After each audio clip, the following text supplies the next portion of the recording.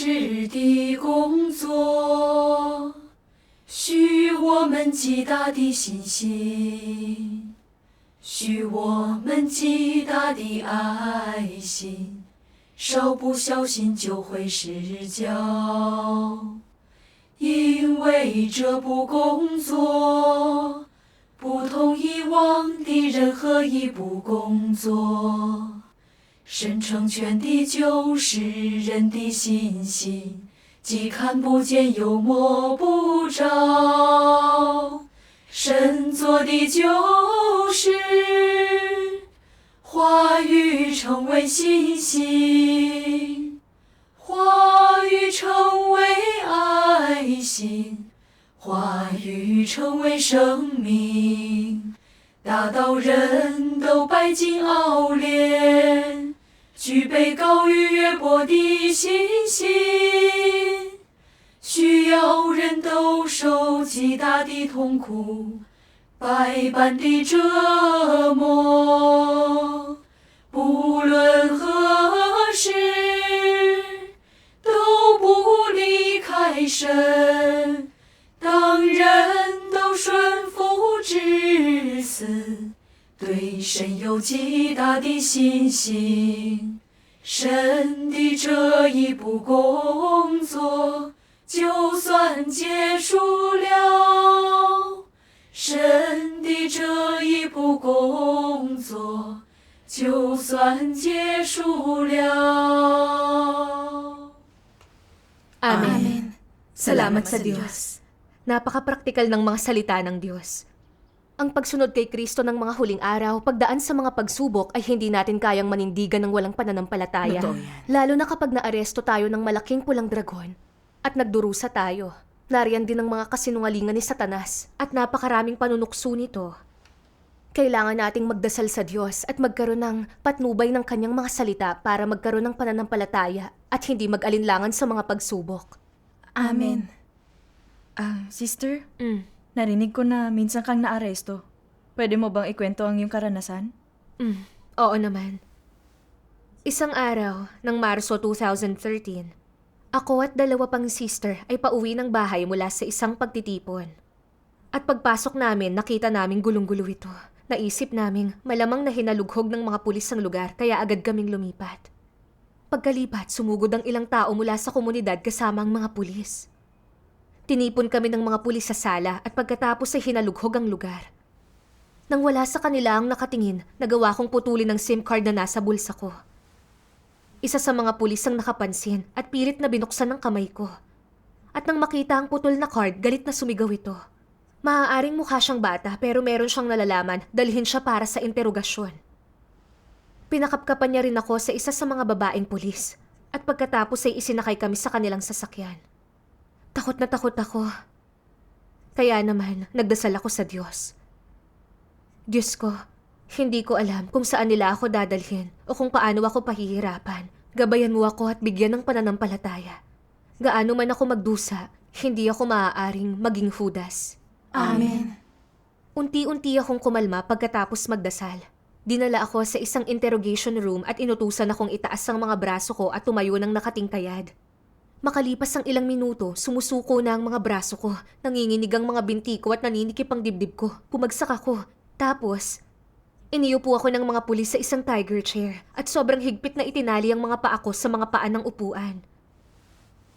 Maya-maya, may dinalang ilang dokumento sa silid ng isang pulis at sinabi sa akin, nagsasagawa kami ng isang malaking operasyon ng pag-aresto. Pinapaalis kayong mga mananampalataya ng makapangyarihang Diyos.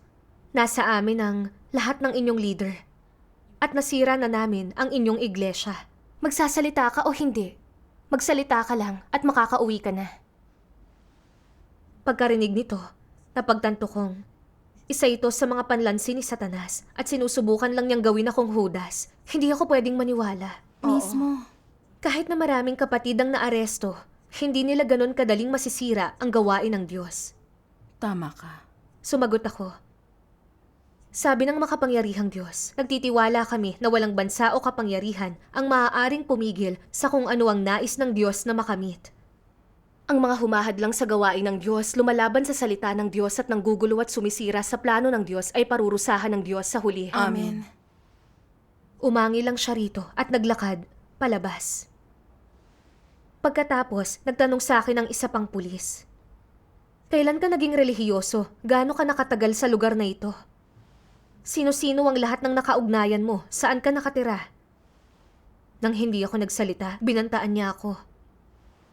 Pag di ka nagsalita, bubugbugin ka namin hanggang mamatay ka at itatapon ang iyong bangkay sa kabundukan. Naalala ko na parang mga manok kung patayin nila ang mga tao na wala talaga silang pakialam sa buhay. Inisip ko kung bubugbugin nila ako hanggang mamatay. Habang takot na takot, tahimik akong nagdasal sa Diyos. At naisip ko ang mga salitang ito mula sa Kanya. Huwag kang matakot, ang makapangyarihang Diyos ng maraming hukbo ay tiyak na sasayo. Siya ay nasa inyong likuran at siya ang inyong sanggalang. Amen. Alam kong totoo yun na ang Diyos ang aking panangga at pinaghaharian niya ang lahat. Ang katawan at kaluluwa ko ay nasa kanyang mga kamay. Kaya hindi sila ang magpapasya kung mabugbog ako hanggang mamatay. Totoo yan. Binigyan ako ng pananampalataya at lakas ng isiping ito. Walang tigil akong tinanong ng mga pulis pero wala akong anumang sinabi sa kanila. Umagang-umaga ng 3 araw, sinabi ng isa sa kanila, "Handa ka nang magsalita?" Wala akong sinabi, galit na galit niya akong hinawakan sa kwelyo at sinampal sa mukha. Na nagpaugong sa tenga ko at nagpainit sa aking mukha. Tapos nung hindi ko napapansin, nagrolyo siya ng ilang papel at pinalo ako sa mga mata. Na napakasakit na para bang mahuhulog ang mga ito, otomatikong pumikit ako. Galit na sinabi ng isang pulis, "Buksan mo ang mga mata mo." Unti-unti kong binuksan ang aking mga mata. Nakakita lang ako ng ilang bagay pagkatapos ng 10 minuto. Sobrang sakit ng mga mata ko at gusto ko lang ipikit ito. Kaya sa pag-aakala ng mga pulis na inaantok ako, pinalo nila ang ulo ko. At kung minsan ay sinisipa nila ang ulo't mga braso ko. At para mapanatiling gising, itinali nila ang buhok at mga kamay ko gamit ang velcro sa likod ng tiger chair. Kinailangan kong panatilihing nakataas ang ulo ko. Sinusubukang mapawi ang sakit, pinipilit kong sumandal sa tiger chair. Nahihilo ako, masakit ang katawan. Mabilis ang tibok ng puso at miserable. Natakot akong hindi ko kakayanin kaya patuloy akong tumawag sa Diyos. Diyos ko, bigyan mo ako ng paninindigang magdusa at ng pananampalataya. Hindi ako yuyuko kay Satanas. Amen. Sa aking paghihirap, naisip ko ang mga salita ng Diyos. Marahil ay naaalala niyong lahat ng mga salitang ito. Sapagkat ang aming magaang kapighatian na sa isang sandali lamang ay siyang gumagawa sa amin ng masigit at walang hanggang bigat ng kaluwalhatian. Narinig na ninyong lahat dati ang mga salitang ito. Subalit walang sino man sa inyo ang nakaunawa sa tunay na kahulugan nito. Ngayon alam na ninyo ang tunay na kabuluhan ng mga ito. Tutuparin ng Diyos ang mga salitang ito sa mga huling araw at sa mga malupit na inusig ng malaking pulang dragon sa lupain kung saan ito nakahimlay na nakapulupot. Ang malaking pulang dragon ay inuusig ang Diyos at kaaway niya. Kaya sa lupaing ito, isinasailalim ang mga nananalig sa panghihiya at pangaapi. Kung kaya, matutupad ang mga salitang ito sa iyo, sa grupong ito. Dahil ito'y sinimulan sa isang lupain na kumukontra sa Diyos, lahat ng gawain ng Diyos ay nahaharap sa malalaking balakid. At matagal isakatuparan ang marami sa kanyang mga salita. Sa gayon ang mga tao ay pinipino dahil sa mga salita niya na bahagi rin ng pagdurusa. Amen. Amen. Nakita ko sa mga salita niya na ang Partido Komunista ay kaaway ng Diyos na kinamumuhian nila ang Diyos. Gusto nilang gawin ang lahat para pigilan tayong maniwala sa Diyos, para pagtaksilan siya. Ipinanganak ako sa bansa ng malaking pulang dragon kaya kailangan kong pagdusahan to.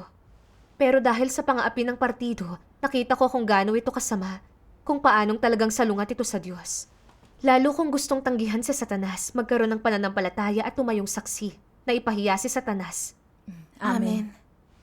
Ang pagkakaroon ng pagkakataong yon na tumayong saksi para sa Diyos ay kanyang pagpapala at isang espesyal na pabor. Siya nga. Ang pagkaunawa rito ay nagbigay sa akin ng pananampalataya at hindi ito ganon kahirap. Salamat sa Diyos. Napakalupit ng Partido Komunista sa mga mananampalataya. Pero ginagamit yun ng Diyos bilang isang pagsubok sa ating pananampalataya. Tinutulungan tayo nitong magkamit ng pagkakilala. Yan ang karunungan ng gawain ng Diyos. Siya nga. Sinimulan ulit nila akong tanungin pagkatapos nun. At nung tahimik ako, binantaan nila ako. Mas maaga kang magsalita, mas dadali ang mga bagay. Bibigyan ka namin ng 5 minuto. Tapos naglagay sila ng timer sa harapan ko. At habang nakikita kong lumilipas ang bawat minuto, walang tigil akong nagdasal sa Diyos. Diyos ko, hindi ko alam ang gagawin ng mga demonyong ito. Pakiusap, protektahan mo ako. Hindi ko tatraidorin ng mga kapatid ko anuman ang mangyari. Lumipas ang 5 minuto at nakikitang hindi ako magsasalita, ang isa sa kanila'y ipinosas ako. Hinawakan ako sa kwelyo at lumapit sa mukha ko. Tinanong kung sinong leader ng iglesia at sinong mga nakaugnayan ko. Nanatili pa rin akong tahimik, kaya nagsindi siya ng sigarilyo. Paulit-ulit na ibinuga ang usok sa mukha ko. Masuka-suka ako. At umaagos ang mga luha ko. Tapos malakas niya akong sinampal sa mukha at tinamaan ng aking kanang tenga. Nabingi talaga ako.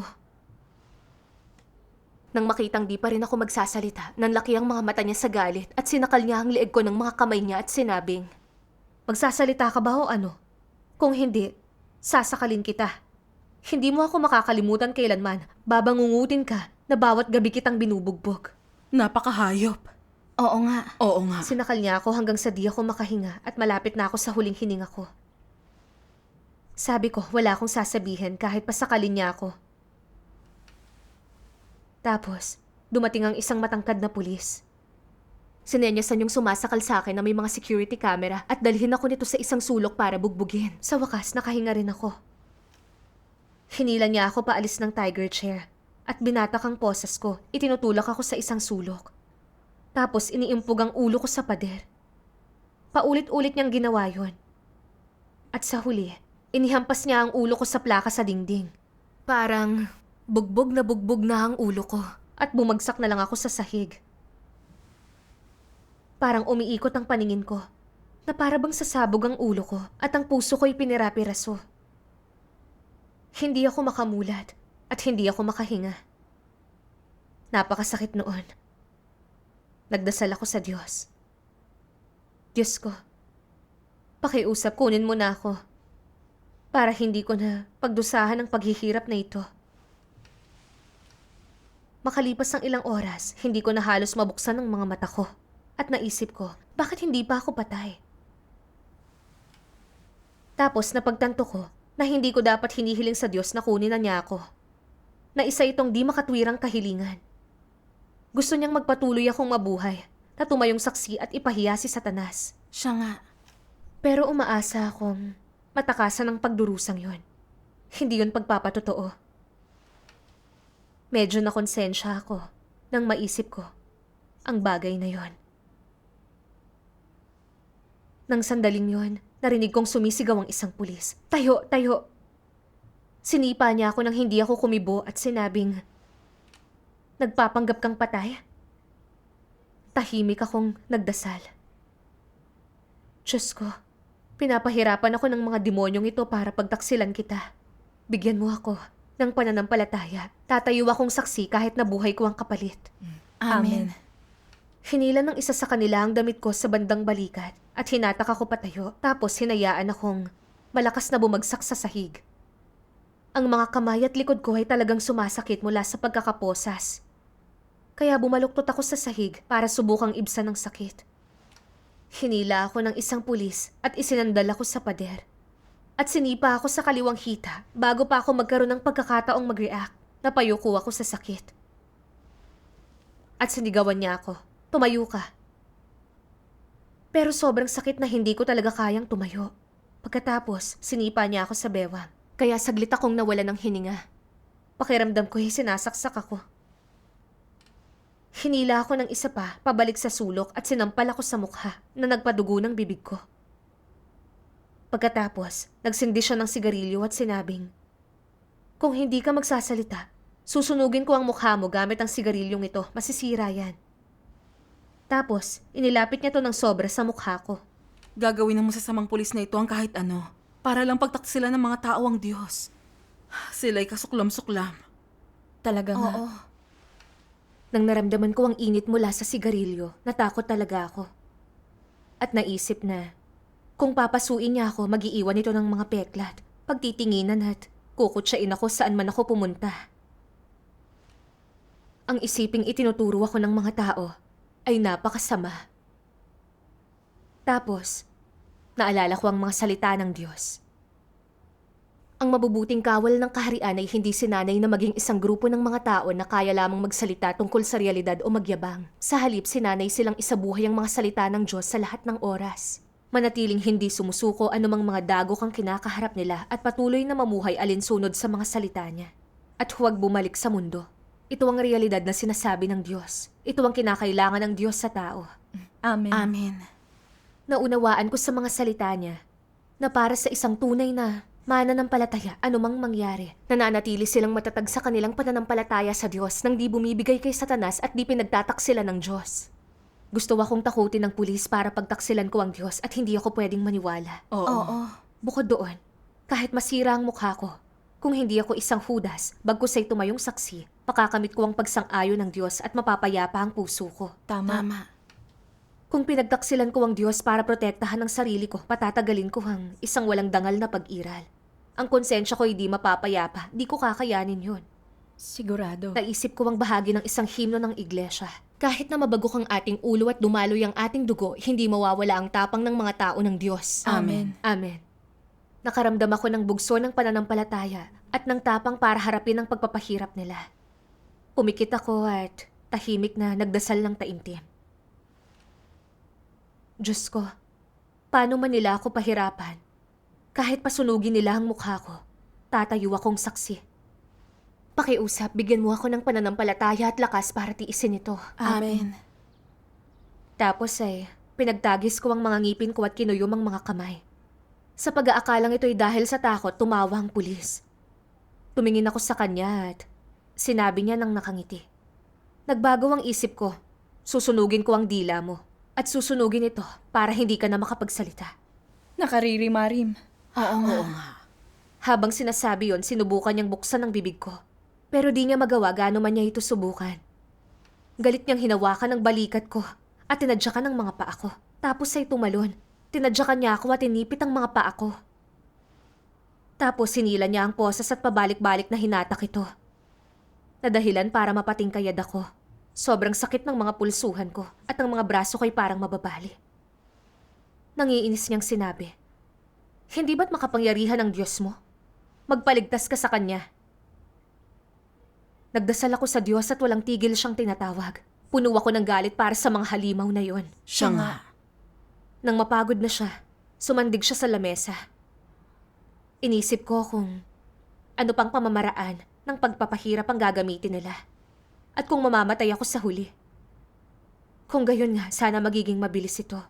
Dahil hindi ko na kaya ang impyernong pinararanas nila sa akin noon. Hindi ko alam kung kailan matatapos yon. Habang mas iniisip, mas natatakot ako. At naisip ko, hindi ko kayang traidorin ng mga leader ng iglesia o ang mga kapatid. Kaya baka pwedeng sabihin ko na lang sa kanila kung paano ako naging mananampalataya para hindi na nila ako bugbugin. Tapos naisip ko, ang mga magulang ko'y mananampalataya. Kapag kinausap ko sila, masasangkot sila at pati na rin ang ilang kapatid. Magiging isang Judas ako at parurusahan ako ng Diyos. Tapos naalala ko ang himnong ito ng mga salita ng Diyos. Ang pananampalataya ay parang isang trosong tulay. Takot na kumapit sa buhay at mahuhulog ka. Ngunit ang handang mamatay ay makakatawid ng hindi nahuhulog. Kung ang tao ay may mahiyain at matatakuting isipin dahil yun naloko sila ni Satanas, takot na tatawirin natin ang tulay ng pananalig upang makapasok sa Diyos. Sinusubukan ni Satanas ang lahat para ipadala sa atin ang mga ideyang ito. Dapat tayong magmakaawa para sa pagtanglaw ng Diyos. Laging umasa na linisin niya tayo sa laso ni Satanas. Isagawa sa ating espiritu na mapalapit sa Diyos at bigyan siya ng buong kapamahalaan sa atin. Amen. Napagtanto ko na ang pag-iisip na kausapin sila dahil sa kaduwagan ay pagsuko sa mga panlansi ni Satanas. Oo. Nakita kong kulang ang pananampalataya ko sa Diyos. Kulang ako sa paninindigan. Kinaya ko hanggang sa puntong yon. Di dahil sa aking tayog, kundi dahil ginagabayan ako ng mga salita ng Diyos. Tama yan. Kinailangan ko talagang sumandal sa Diyos at magkaroon ng pananalig. At paano man nila ako pahirapan, di ko mapagtataksila ng Diyos. Tama. Nagsambit ako ng dasal sa aking puso. O Diyos ko, inilalagay ko ang buhay ko sa iyong mga kamay at tatanggapin ko ang iyong mga pagsasaayos kahit na pahirapan nila ako. Amen. Tapos sa gulat ko, tinawag ang mga pulis ng amo nila. Tahimik akong nagpasalamat sa Diyos. Salamat sa Diyos. Para kang papunta sa impyerno sa mga kamay ng malaking pulang dragon. Siya nga. Nang di nagdarasal at di ginagabayan ng mga salita ng Diyos, walang sino man na makakatayo ng matatag. Tama. Napaka-importante ng mga salita ng Diyos para sa atin. Isang pulis ang pumunta sa may pinto at kinunan ako ng litrato. At sinabing, ipopost ko ang litrato mo online at pasisikatin kita para makita ng lahat ng iyong mga kaibigan, kamag-anak, at ng lahat kung anong itsura mo. Na kayong mga mananampalataya yung mga baliw. Di naman ako natakot doon. At sumagot ako, hindi ba't kayo ang gumawa sa akin ng ganito? Sila nga. Ang pagpo-post ng litrato ko online ay magpapakita kung paano nyo inuusig ang mga Kristiyano. Oo nga. Sinabi ng babaeng pulis. Kung gayon, kumbinsido ako. Hindi ko talaga alam kung ano ang Diyos mong iyon. O kung saan nanggagaling ang lahat ng lakas mo. Ipinagpipilitan mo pa rin panatilihin ang iyong pananampalataya. Hindi ko naisip na ang isang kasing bata mo ay ganito katibay. Nagpasalamat ako sa Diyos sa aking puso nang marinig kong sabihin niya ito. Salamat sa Diyos. Naisip ko ang mga salitang ito ng Diyos. Ang puwersa ng buhay ng Diyos ay Kayang manaig at nahihigitan ng alinmang kapangyarihan. Walang hanggan ang kanyang buhay. Bukod tangi ang kanyang kapangyarihan. At hindi magagapi ng anumang nilikhang nilalang o puwersa ng kaaway ang kanyang puwersa na buhay. Amen. Lahat ng mga araw na yon na sinisira nila ako. Nakaramdam ako ng kahinaan at ginusto pang takasan ito sa kamatayan. Pero kasama ko ang Diyos, pinoprotektahan ako at ang mga salita niya ang nagbigay sa akin ng pananalig. Inaakay ako para malagpasan yon. Taos puso akong nagpasalamat sa Diyos. Salamat sa Diyos. Nang dalhin ako ng isang pulis sa banyo maya-maya, sinabi niya sa akin, tatanungin ka ulit maya-maya, dapat magsalita ka na. Kung hindi, makukulong ka sa loob ng maraming taon. At lalabas kang baldado pagkatapos mong maglagiron. Alam mo ba kung paano tinatrato ang mga bilanggo? Papaluin ka nila sa pagitan ng iyong mga hita gamit ang kahoy na pamalo. Pag napunta ka sa mga kamay nila, mawawasak ka. Napakasama naman nun. Siya nga. Namuhi at natakot ako nang marinig na sabihin niya yon at ang posibilidad na maging baldado sa edad na 20. Di ko alam kung paano ako mabubuhay pagkatapos nun. Bilang nag-iisang anak, walang ibang aasahan ang mga magulang ko. Naalala ko ang mga salitang ito ng Diyos. Inialay ni Abraham si Isaac, ano na ang naialay nyo? Inialay ni Job ang lahat, ano na ang naialay nyo? Maraming nag-alay ng buhay, isinuko ang ulo at nagpadanak ng dugo para hanapin ang tunay na daan. Nagawa na ba ninyo ang sakripisyong yan? Amen. Inialay nga ni Abraham ang nag-iisa niyang anak at nang subukin si Job na wala ang lahat, nang mayroon siya at nagkaroon siya ng pigsa sa buong katawan. Pinagtawanan siya ng mga kaibigan at kinutsa ng asawa. Pero di niya sinisi ang Diyos, tumayo siyang saksi. Sina Job at Abraham ay may tunay na pananalig sa Diyos at nagbigay sila ng matunog na patutuos sa mga pagsubok. Kailangan kong sundan ang kanilang halimbawa at tumayong saksi, gaano man ako magdusa para ipahiya si Satanas. Amen. Binigkas ko ang tahimik na dasal na to sa Diyos. Diyos ko, naniniwala ako na ang lahat ay ganap na nasa iyong pamamahala. Kaya kung maging baldado man ako, ay nasa iyong mga kamay. Ano mang mangyari sa akin, o gaano ako magdusa, handa akong tumayong saksi at mapalugod ka. Amen. Kaya sinabi ko sa pulis, di yan magiging katanggap-tanggap. Di matatahimik ang konsensya ko pag trinaydor ko ang mga kapatid ko. Tama. Kahit masintensyahan ako, di ko gagawin ang alam kong mali. Napahiya siya. Dinala niya ako pabalik sa interrogation room ng walang imik. Umaga ng April 1, dumating ang pulis para tanungin ako. Pero wala pa rin akong sinasabi. Bandang hapon, inilagay nila ako sa kariton para dalhin ako sa brainwashing base. Palihim kong kinanta ang himnong to ng mga salita ng Diyos. Kung walang anumang pananampalataya, di madaling makalalakad sa landas na to. Nakikita na ngayon ng lahat na ang gawain ng Diyos ay di nakaayon sa kuro-kuro ng tao. Napakarami na niyang nagawa at sinabi. Wala rito ang umaayon sa kuro-kuro ng tao. Sa gayon, kailangang magkaroon ng mga tao ng tiwala at determinasyong panindigan ng kanilang nakita at nakamit mula sa karanasan. Ano man ang gawin ng Diyos sa mga tao, kailangan nilang panindigan ang taglay nila mismo. Maging taos sa harap ng Diyos at manatiling tapat sa Kanya hanggang sa pinakahuli.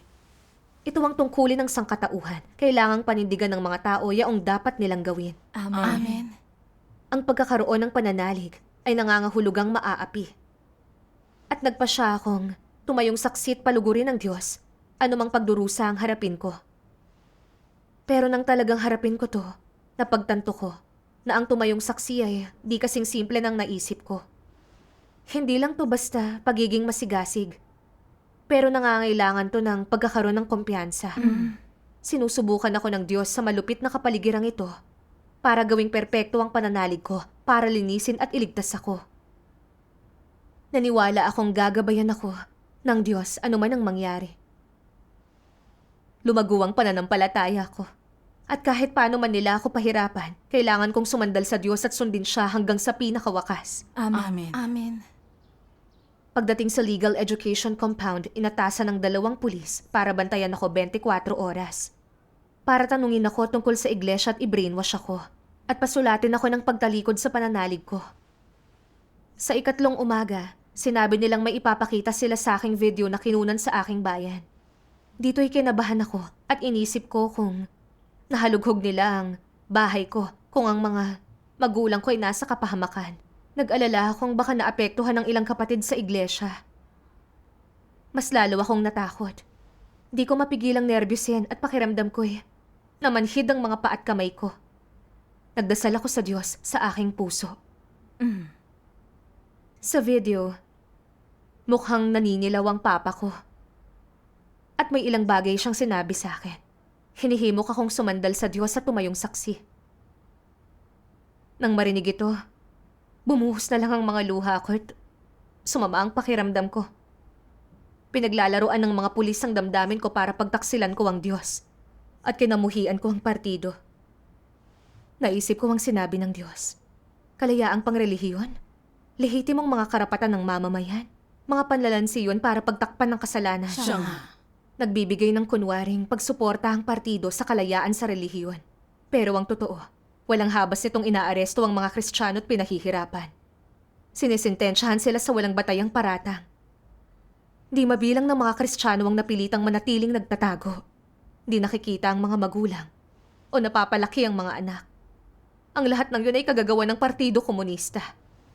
Ang partido ang punong salarin sa pagwasak ng mga Kristiyanong tahanan. Oo nga. Tumabi ang mga pulis at nangut siya nang makita akong umiiyak. At inisip na siguradong magsasalita na ako. Pero nang di pa rin ako nagsalita, hinampas nila ang lamesa at minura ako. Tapos ay umalis. Pagkalipas ng 1 buwan, 2 pulis ang bumalik. At nagpakita ng mga litrato, inuutusan akong kilalanin. Sinabi ng isa sa akin, kung wala kang aaminin, mapaparusahan ka para sa mga krimen ng ibang tao. Makukulong ka ng 8 o 10 taon. Sabi pa sa akin nung isa, makisama ka na lang at magsulat ng pahayag na isinuko mo na ang relihiyon at gagawin namin ang anumang gusto mo. Hindi ako kumibo kaya hinikayat niya ulit ako. Walang ibang anak ang mga magulang mo at nagsikap sila para palakihin ka. Di mo pa inaalala ang mahabang sentensya sa ngayon. Pero magiging miserable ka kapag dumating na ang araw na yon.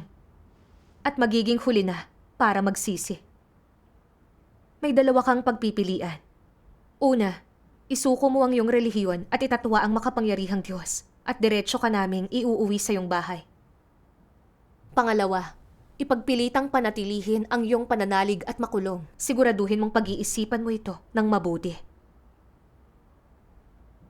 Medyo nagtatalo ang loob ko. Pag isinulat ko ang di pagkakaroon ng pananalig, pagtataksil yun sa Diyos. Pag pinili ko ang pananalig ko, makukulong ako.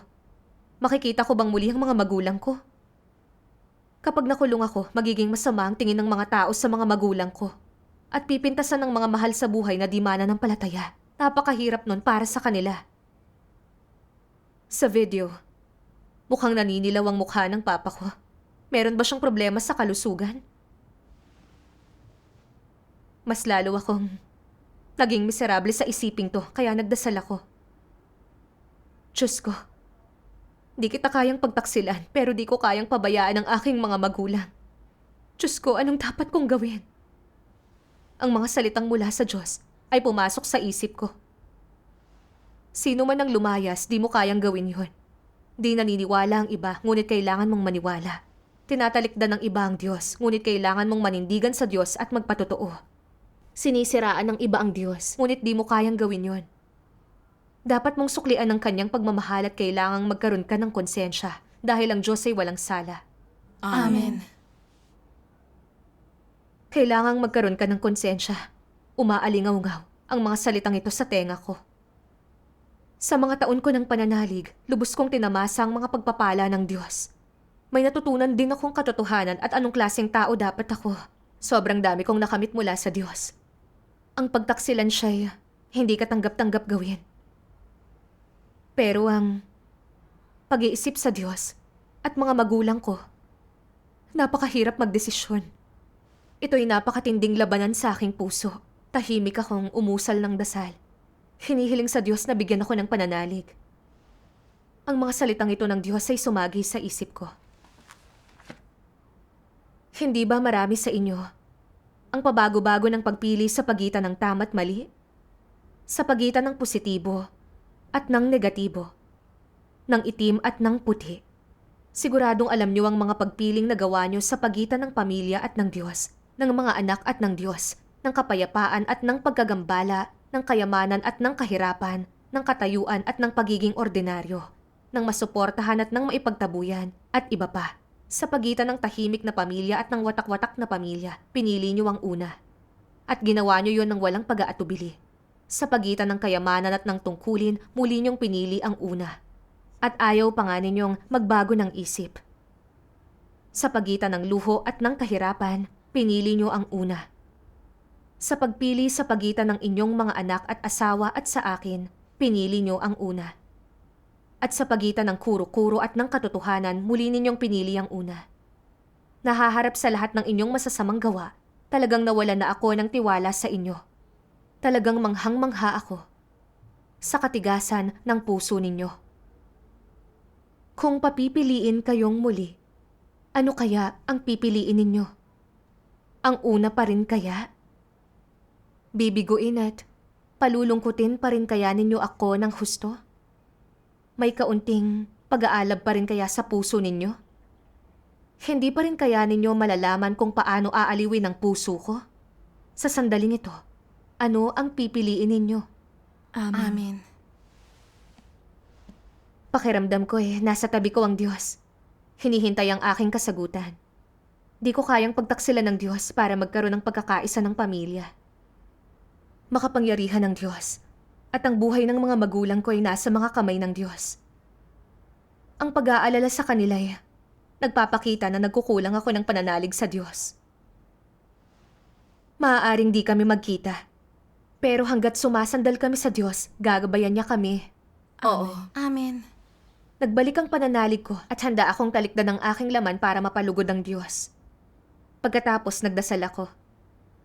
O Diyos, handa akong ilagay ang aking mga magulang sa iyong mga kamay at magpasakop sa iyo. Ikinuyom ko ang aking mga kamao, tumayo at sinabing, nakapagdesisyon na ako. Pipiliin ko ang makapangyarihang Diyos. Siya ang nag-iisang tunay na Diyos na lumikha sa kalangitan, daigdig at lahat. At siya ang Panginoong Jesus na nagbalik. Di ko itatatwa ang Diyos. Amen. Lubos akong napayapa nang sabihin ko ito. Salamat sa Diyos. Salamat sa Diyos. Ang kakayahan nating isagawa ang katotohanan ay ganap na salamat sa patnubay ng mga salita ng Diyos. Siya nga. Kung di dahil sa mga salita ng Diyos, mahihirapan akong magwagi kay Satanas. Pagkatapos, ipinakita ng pulis ang kanyang kabangisan. Ibinagsak niya ang isang makapal na bungkos ng papel at malakas akong sinampal. Tapos ay sinigawan ako. Wala ka na talagang pag-asa. Akala mo wala kaming malalaman dahil lang di ka nagsasalita. Hayaan mong linawin ko to sa'yo. 3 buwan na namin kayong sinusundan. Kaya tingin mo ba di namin alam ang lahat? Gusto lang naming makita kung magkakaroon kayo ng magandang pag-uugali, kaya pag-isipan mo to. Sabi ko, di ko itatatwa ang Diyos kahit pa nangangahulugan to ng pagkakakulong. Amen. Dinala nila ako sa Municipal Detention House. Madalas akong magkaroon ng mataas na lagnat at ang mga kamay at pa ako'y namaga. At pinaupo nila ako ng naka-cross leg sa loob ng 2 oras araw-araw. Sinipa ako sa bewang nung interogasyon na gumawa ng pinsala sa bato ko. Kaya sobrang sakit ng bewang ko. Araw-araw napakahirap talagang malampasan to. At madalas akong ginigising para sa night shift. Makalipas ang 2 linggo, nagsimula akong mahirapang umihi. Namamagat masakit ang tiyan at bewang ko. Tapos araw-araw bandang alas 6 o alas 7 ng gabi, tataas ang lagnat ko. Sinuri ako ng doktor na nagsabing meron akong bukol sa kaliwang bato at namamaga. Kapag ito'y sumasakit, nagdadasal ako sa Diyos at kumakanta ng mga himno ng papuri sa Kanya. Tapos makakalimutan ko na lang ang sakit. Salamat sa Diyos. Nang nasa detention house na ako, pinagpiansa ako habang nakabinbin ang paglilitis. At akala ko pwede na talaga akong umuwi. Pero ang mga pulis sa bayan namin at lokal na opisyal ay diniretso ako sa brainwashing base para sa pagpapaniwala at pagpapabago ng isip. At dinala ako sa istasyon ng pulis para magparehistro. Tinawag ako ng police chief sa kanyang opisina at sinabing, "Pinyansahan ka ngayon kaya ang kaso mo'y nakabinbin. Sa loob ng 1 taon, bawal kang lumabas ng syudad. Kailangan mong pumunta muna rito para mag-report sa amin at humingi ng permiso. At mag-report ka agad pagkasabi namin." Nakauwi ako pero wala akong kalayaan. At may sumusunod sa tuwing pumupunta ako sa syudad. Makalipas ang ilang buwan, umalis ako ng bahay para sa tungkulin. Nagpadala ang mga pulis ng 1 tao para hanapin ako sa bahay. Aarestuhin daw ulit ako. Pag nananalig pa rin ako. Galit na galit ako nang marinig ko ito. Oo. At naisip ko, syempre meron akong pananalig. At di lang yun. Ibabahagi ko rin ang ebanghelyo at magpapatotoo. Magpapatuloy ako sa pamamagitan ng pag-asa sa Diyos. Salamat sa Diyos. Habang inaapi ng malaking pulang dragon, lalo tayong desididong sundin ng Diyos. Amen. Ginagamit ng Diyos ang malaking pulang dragon para gawing perpekto ang ating pananalig. Pinahihintulutan tayong maranasan ang kanyang mga salita at makita ang autoridad ng kanyang mga salita. Tama. Ang mga salita niya ay maaaring maging buhay natin. Ito ang pagmamahal at pagpapala ng Diyos. Salamat sa Diyos. Salamat sa Diyos.